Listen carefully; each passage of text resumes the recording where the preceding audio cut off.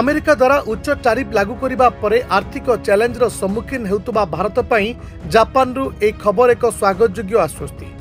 Japan rating agency ratings and investment information incorporated भारतर दीर्घकालीन सार्वभौम्य क्रेडिट रेटिंग को BBB रु BBB प्लस को उन्नत करिछि एवं भारतीय अर्थनीति उपर एक स्थिर दृष्टिकोण बजाय रखिछि। यह मध्य सांत्वनादायक कारण एही वर्ष द्वितीय थर पर एक अंतर्जातीय क्रेडिट रेटिंग एजेंसी भारतर रेटिंग को उन्नत करिछि।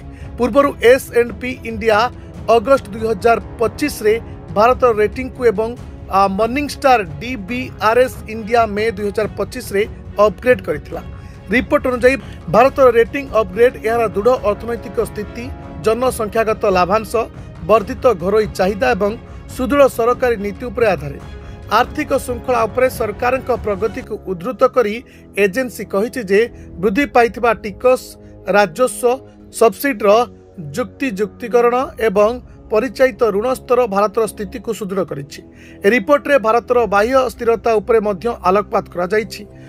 तेबे सूचना अनुसार एक साधारण चलंती खाता नियंत सेवा एवं रेमिटेंस रो बड़का कम बाह्य ऋण एवं पर्याप्त विदेशी मुद्रा भंडार भारतर शक्ति को प्रतिफलित करे।